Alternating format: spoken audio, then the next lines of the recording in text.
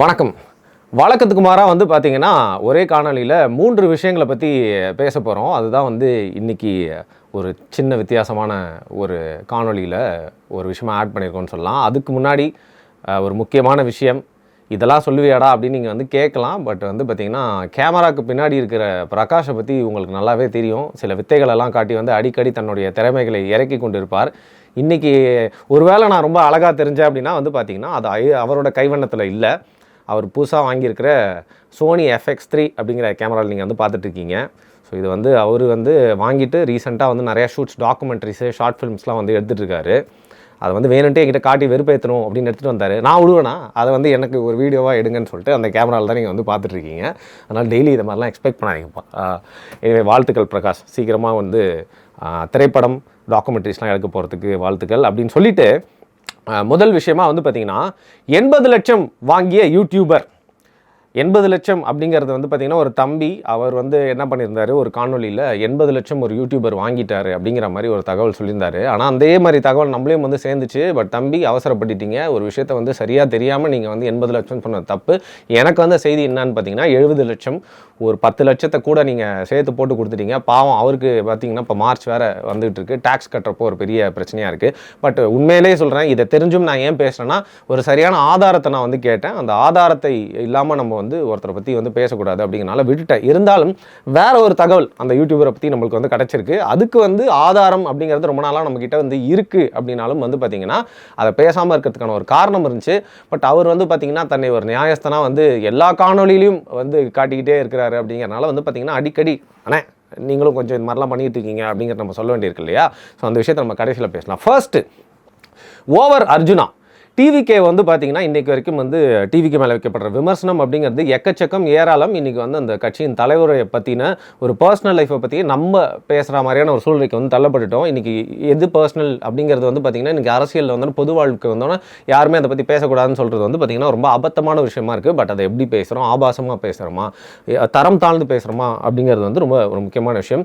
என்னன்னு பார்த்திங்கன்னா வந்து, சமீபத்தில் தவக்கை குறித்து நிறைய விஷயங்கள் இருக்குது. அதில் குட்டி குட்டியாக நான் சொல்லிடுறேன். ஆதவ் அர்ஜுனா அவர் வந்து பார்த்திங்கன்னா ஒரு இன்டர்வியூ கொடுத்துருந்தாரு. ஸோ பேசிக்கலி டிவிகேக்கு வந்து கெட்ட பேரை வாங்கி தரது அப்படிங்கிறது வந்து பார்த்திங்கன்னா, எதிர்கட்சி சார்ந்தவங்களாம் அப்படின்னு சொல்லணும்னு அவசியமே இல்லை, அந்த கட்சியை சேர்ந்தவங்களே அப்படிங்கிற மாதிரி வந்து அவர் கொடுத்துருக்க அந்த காணொலியில் வந்து அவர் பேசியிருந்த விஷயங்கள் எல்லாமே வந்து ரொம்ப எல்லை மீறி இருந்தது. ஃபர்ஸ்ட் ஆஃப் ஆல் அவருடைய பின்னணி குறித்தே வந்து பல கேள்விகள் இருக்குது. அவர் எந்த ஒரு வழியில் வந்தார், இதற்கு முன்னாடி திமுகக்காக வேலை பண்ணார் அப்படிங்கிறது அவர் வாயாலே சொல்லிட்டு, இப்போ என்னவோ ரொம்ப நாள் பொது வாழ்க்கையில் பல தியாகங்களை செஞ்சு வந்து பார்த்திங்கன்னா உழைச்சி சம்பாரித்து சுத்தமாக தவறே இல்லை அப்படிங்கிற மாதிரி தொழிலின் பின்னணியிலேருந்து வந்து இன்றைக்கி அரசியலில் ரொம்ப வந்து க்ளீனாக செஞ்சுட்ருக்காரு அப்படிங்கிற மாதிரி தன்னை காமிச்சுக்க முயற்சி பண்ணிக்கிட்டாலும், இன்றைக்கி அவருடைய குடும்பத்தை சார்ந்த பலரே வந்து அவருடைய முகத்திரையை வந்து கிழிச்சிட்டு இருக்க இந்த சூழ்நிலையில் அவர் வந்து கொடுக்கக்கூடிய காணொலிகள் ஃபர்ஸ்ட்லாம் வந்து பார்த்திங்கன்னா கம்பேர் பண்ணும்போது ஸ்டேஜ் ஸ்பீச் அப்படிங்கிறதுல அவர் வந்து முன்னேறி இருக்காரு, நல்லா மெருகேட்டிருக்காரு அப்படின்னு வந்து சொன்னாலும் என்ன பேசணும் பேசக்கூடாது அப்படிங்கிறது தெரியல.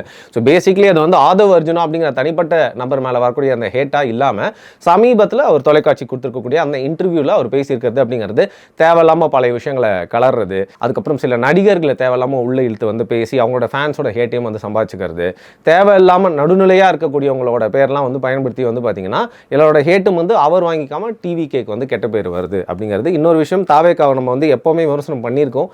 ஸ்டார்டிங்கில் வந்ததுலேருந்து இன்னைக்கு வரைக்கும் பார்த்திங்கன்னா நம்ம மேலே வன்மம் கொண்டு விஜய் நீங்கள் வந்து தாக்குறீங்க அப்படின்னே பல பேர் வந்து கருத்துக்களை வந்து தெரிவிச்சிட்டு இருக்கீங்க நம்மளோட காணொலி கீழே. ஆனால் வன்மம் கொண்டுலாம் தாக்கல, எது தவறுன்னு நினைக்கிறோமோ அதை மட்டும்தான் பேசுகிறோம். பட் எதுலாம் வந்து உங்கள் கட்சிக்கு எதிராகவும் உங்கள் தலைவர் சம்மந்தப்பட்டும் ரொம்ப தரம் தாழ்ந்து பேசுகிறாங்களோ அதுக்கு எதிராகவும் நம்ம வந்து பேசிட்டு தான் இருக்கும். சமீபத்தில் வந்து பார்த்திங்கன்னா ஒருத்தங்க கர்ப்பமாயிட்டாங்க அப்படிங்கிற மாதிரி வந்து பேசி வந்து ரொம்ப பரப்பிட்டு இருந்தாங்க. ஸோ அந்த மாதிரி விஷயங்களை நம்ம வந்து என்றைக்குமே எதிர்த்து, அந்த மாதிரி விஷயங்களுக்கு என்றைக்குமே நம்ம ஆதரவு கொடுக்காம, அந்த மாதிரி விமர்சனம் செய்கிறவங்க என்றைக்குமே நம்ம வந்து பார்த்திங்கன்னா ஆதரவு வந்து பேசுகிறதே இல்லை. ஸோ டிவிகே பற்றி பேசுகிறதுக்கு அவ்வளோ விஷயங்கள் இருக்குது. அவங்க கட்சியிலேயே, கொள்கைகளில், அவங்களோட தொண்டர்களோட செயல்பாடுகளில், தலைவரோட செயல்பாடுகளில் அத்தனை ஓட்டைகள் இருக்குது. அதெல்லாம் பற்றி பேசி முடிக்கிறதுக்குள்ளே எலெக்ஷனே முடிஞ்சிடும். பட் இந்த மாதிரி தரம் தாழ்ந்து பேசணும். சமீபத்தில் வந்து பார்த்திங்கன்னா ஒரு நடிகை வந்து ஒரு ஏர்போர்ட்டுக்கு போகிறாங்க. செய்தியாளர்கள் அந்த நடிகை கிட்ட மைக்கை நீட்டி வந்து சில கேள்விகள்லாம் வந்து கேட்குறாங்க. இந்த கேள்விகள் எல்லாமே வந்து பார்த்திங்கன்னா அந்த நடிகை இதற்கு ஏர்போர்ட்டுக்கு போனதே இல்லையா சொல்லுங்கள், எல்லா வாட்டியும் வந்து ஃப்ளைட்டில் போயிட்டு வந்துட்டு இருக்க நடிகை கிட்ட இந்த வாட்டி போயிட்டு அந்த மைக்கை நீட்ட சொல்கிறாங்க அப்படின்னா, இன்றைக்கி இருக்கிற ஆளும் அரசாங்கம் அதை வந்து டைரெக்டாக செய்ய சொல்லி ஒரு அவமானப்படுத்த மாதிரி ட்ரை பண்ணுறாங்க, ரொம்ப கேவலமாக நடந்துக்கிறாங்க அப்படிங்கிறது நம்மளுக்கு வந்து தெரிஞ்சுது. இன்னொரு விஷயம், இது தாவேக்காவை சம்மந்தப்பட்டது அப்படிங்கிற மாதிரி இருக்காது, இருந்தாலும் ஈஸியாக சம்மந்தப்படுத்திக்கலாம். ஜனநாயகன் படத்துக்கு திரும்பவும் சென்சார் சர்டிஃபிகேட் வந்து மறுக்கப்பட்டிருக்கு. ஸோ பேசிக்லி வந்து பார்த்திங்கன்னா இந்த படம் வந்து வந்துச்சுன்னா ஒரு ட்ரால் மூவியாக மாறுறதுக்கான நிறையா வாய்ப்பு இருக்குது. ஏன்னா இந்த படம் எல்லாருக்குமே தெரியும், வரக்கூடிய தேர்தலை மையப்படுத்தி நிறைய டயலாக்ஸ் சிச்சுவேஷன்ஸ் தான் வந்து வச்சுது. இப்போவும் ஒன்றும் பிரச்சனை இல்லை, நீங்கள் எலெக்ஷன் முடிஞ்சு கூட இந்த படத்தை வந்து ரிலீஸ் பண்ணலாம். ஆனாலும் வந்து பார்த்திங்கன்னா டயலாக் எல்லாமே இன்னும் 3 வருஷத்தில், இன்னும் 4 வருஷத்தில் அப்படிங்கிறத மட்டும் எங்கெல்லாம் தேவையோ அங்கெல்லாம் ஆட் பண்ணி வச்சிங்க அப்படின்னா வந்து பார்த்திங்கன்னா ஒரு தொலைநோக்கு பார்வையோடு எடுக்கப்பட்ட ஒரு படமாக இருக்கும் அப்படிங்கிறது வந்து நம்மளுக்கு தெரியுது. ஸோ டிவிகேவை சார்ந்து இந்த மாதிரி பேசிட்டு இருக்கப்போ வந்து பார்த்திங்கன்னா 15th விஜய் சிபிஐயோட சம்மனுக்கு போயிட்டு வந்து ஆஜராக போகிறாரு. அதுக்கு வந்து விலக்கு கேட்டிருந்தாலும் 15 நாள் கேட்டிருந்தாங்க, 15ஆம் தேதியே வா அப்படின்னு வந்து சொல்லியிருக்காங்க.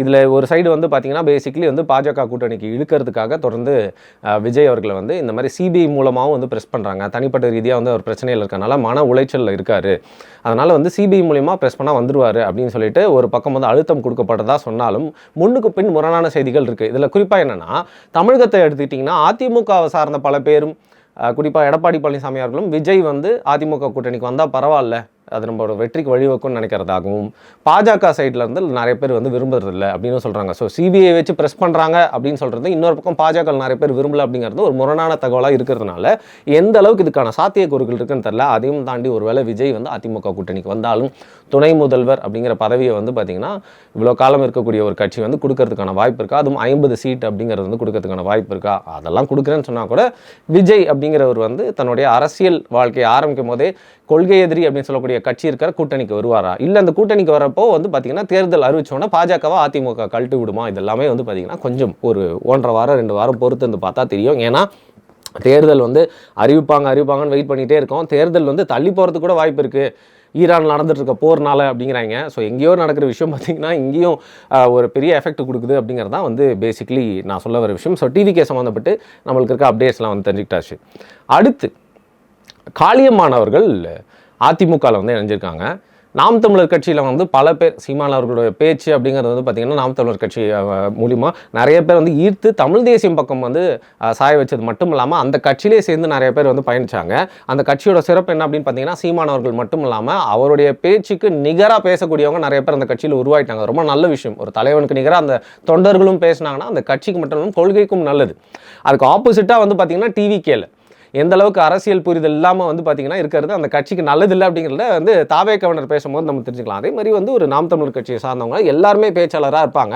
அப்படி வந்து முகம் தெரிந்த ஒரு நபராக இருந்த காளியம்மாள் அவர்கள் பெண் நிறைய பேர் வந்து நாம் தமிழ் கட்சியில் வந்து பயணிச்சிருந்தாலும் அவங்க ஒரு முதன்மை முகமாக இருந்தாங்க ஒரு காலகட்டத்தில். அப்புறம் வந்து நான் தான் சொல்லி உங்களுக்கு தெரியணும்னு அவசியம் இல்லை, சில காரணங்களால் சில ஆடியோலாம் வந்து லீக் ஆனதுக்கப்புறமா வந்து பார்த்திங்கன்னா கொஞ்சம் கொஞ்சமாக கட்சியில் அவங்க ஓரங்கட்டப்பட்டாங்களா இல்லை அவங்களே ஓரமாக ஒதுங்கி வந்துட்டாங்களான்னு தெரில. அப்புறம் கட்சியிலேருந்து வெளியே வந்து உடனே டிவிகேல போய்ட்டு அடுத்த மாதமே ஜாயின் பண்ண போகிறாங்க, இந்த கட்சியில் ஜாயின் பண்ண போகிறாங்க, அந்த கட்சியில் ஜாயின் பண்ணுறாங்க, மீனவர்கள்லாம் சேர்த்து ஒரு தனி அமைப்பு ஒரு கட்சியை வந்து ஆரம்பிக்க போகிறாங்க அப்படிங்கிற மாதிரி வந்து போயிட்டே இருந்துச்சு.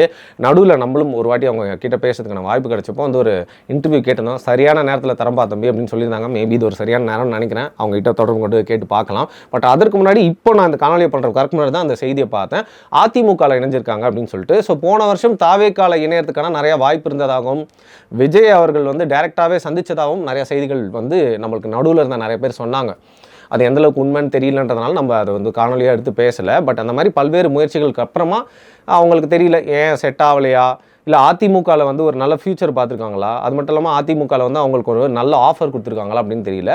அவங்க வந்து பார்த்திங்கன்னா என்ன காரணம்னு சொல்லியிருக்காங்கன்னா, ஒரு சாதாரண எளிய குடும்பத்திலேருந்து ஒரு தலைவராக வரலான்னு நிரூபித்த மாதிரி ஒரு தமிழ் குடும்பத்திலேருந்து ஒரு தலைவர் வந்திருக்காரு. அதனால் எடப்பாடி பழனிசாமி அவரோட தலைமையில் அதிமுகவில் ஜாயின் பண்ணியிருக்கேன், எனக்கு பொறுப்புலாம் கொடுப்பாங்களா அப்படிங்கிறது பொறுத்து இருந்து பார்ப்பேன் அப்படின்னு சொல்லியிருக்காங்க.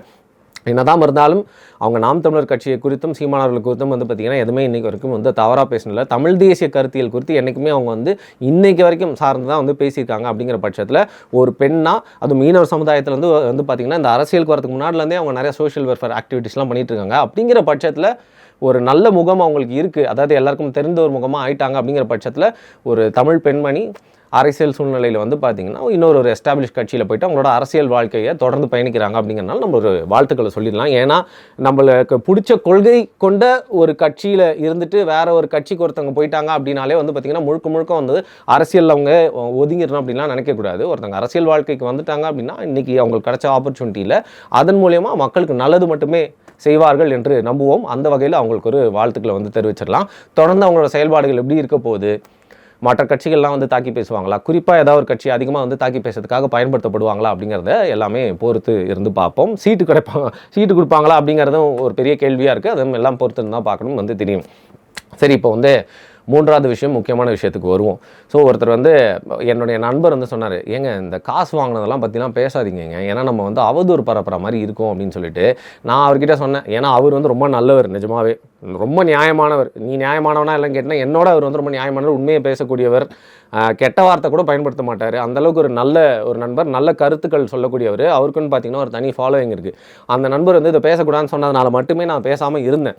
ஆனால் தினம் தினம் வந்து பார்த்திங்கன்னா மேலே வைக்கக்கூடிய குற்றச்சாட்டுகள், அவதூறுகள், அது மட்டும் இல்லாமல் தன்னைத்தானே வந்து பார்த்திங்கன்னா ரொம்ப வந்து யூடியூப் ஜீசஸ் போல் காமிச்சிக்கிட்டு டெய்லி வந்து தன்னை ஒரு நியாயஸ்தனாக வந்து காமிச்சிட்டு இருக்கிற அந்த யூடியூபரை குறித்து நம்மளுக்கு நல்ல ஒரு ஆதாரத்தோடு வந்த ஒரு தகவல் என்னன்னு பார்த்தீங்கன்னா, ஒரு முக்கியமான திமுக பிரமுகர் வந்து கிரீன்வே சாலையில் இருக்க அங்கே வந்து பார்த்திங்கன்னா மந்திரிகளுக்கெலாம் வந்து வீடு ஒதுக்கியிருப்பாங்கல்ல, அங்கே வந்து போகிறாரு. அங்கே போயிட்டு வந்து பார்த்திங்கன்னா ஒரு மந்திரியை இன்னொரு மந்திரியை சந்திக்கிறதுக்காக வந்து அங்கே வந்து கீழே உட்காந்துருக்காரு. அப்போ வந்து என்ன சொல்கிறாங்க, அங்கே உதவியாளர் வந்து கொஞ்சம் வெயிட் பண்ணுங்கள், ஒரு முக்கிய பிரமுகர் மேலே இருக்கார், அவர் போயிட்டோன்னே போகலாம். என்னது, நானே பெரிய முக்கிய பிரமுகர், என்ன வெயிட் பண்ணுற அளவுக்கு எவன்டா அவன் அப்படின்னு பார்த்தீங்கன்னா இந்த யூடியூபர் அங்கேருந்து மேலே இருந்து இறங்கி வந்ததாகவும், அப்புறம் என்னென்னு விசாரித்தா வந்து ஒரு நாள் விட்டு ஒரு நாள் 2 நாளைக்கு ஒரு வாட்டி வந்து போயிட்டு அந்த திமுக அமைச்சரை இவர் சந்தித்து, அந்த திமுக அமைச்சர் இவர் மேலே தனிப்பட்ட பாசம் வச்சுருக்கனால பலதரப்பட்ட உதவிகளை வந்து செஞ்சு நீ பண்ணுப்பா பார்த்துக்கலாம் அப்படின்னு சொல்லிட்டு பின்னாடி இருந்து பேக் பண்ணிருக்கிறதாகவும் ஒரு நல்ல அதிகாரப்பூர்வமாக அவரே நேரில் பார்த்தாரு அப்படிங்கிற மாதிரி எனக்கு ஒருத்தர் வந்து சொல்லியிருந்தார். ஸோ இதுதான் நம்மளுக்கு கிடைச்ச ஒரு செய்தி. இதில் என்னன்னு பார்த்தீங்கன்னா, தேர்தல் முடிந்ததுக்கப்புறமா வந்து எல்லாருமே வாய் மேலே கை வச்சு ஆச்சரியப்படுற அளவுக்கு பல அதிசயங்கள் நிகழலாம். அதாவது இங்கே இருந்தவர் இப்படி போகலாம், இப்படி இருக்க ஒரு பெல்ட் அடிச்சு அப்படி போகலாங்கிற மாதிரி வந்து பார்த்திங்கன்னா உல்டாவா இதெல்லாம் நடக்குமா அப்படின்னு நினச்ச பல விஷயங்கள் இருக்கும் இல்லையா, அந்த மாதிரி ஒரு விஷயம் நடக்கிறதுக்கும் தேர்தலுக்கு அப்புறம் வாய்ப்பு இருக்குது. அந்த யூடியூபர் வந்து பார்த்திங்கன்னா இன்றைக்கி இருக்கிற இடத்துல இருந்து எந்த இடத்துக்கு நைஸாக போயிட்டு வராரோ அந்த இடத்துக்கு அதிகாரப்பூர்வமாகவே போகலாம் அப்படிங்கிற மாதிரி செய்திகள் வந்து நம்மளுக்கு வந்து சேர்ந்துருக்கு. ஸோ பேசிக்கலி உங்களுக்கு எனக்கு தெரிஞ்ச அப்டேட்ஸ் எல்லாமே வந்து சோர்சஸ் இல்லைனாலும் வந்து நானே கொஞ்சம் அங்கங்கே கொஞ்சம் டேப் பண்ணி உங்களுக்கு வந்து கொடுத்துருக்கேன் அப்படின்னு நினைக்கிறேன். இது நம்மளோட லோக்கல் அரசியலை பற்றின இன்றைக்கி உண்டான அப்டேட்ஸு. பட் உலக அரசியலை பற்றி இன்னொரு வீடியோ வந்து வந்துட்டுருக்கு. இன்னும் கொஞ்சம் நேரத்தில் நம்மளோட வருண் டாக்ஸ் சேனலில் வந்து காண தவறாதீர்கள். நன்றி. திருப்பி வாழ்த்துக்கள் பிரகாஷ்.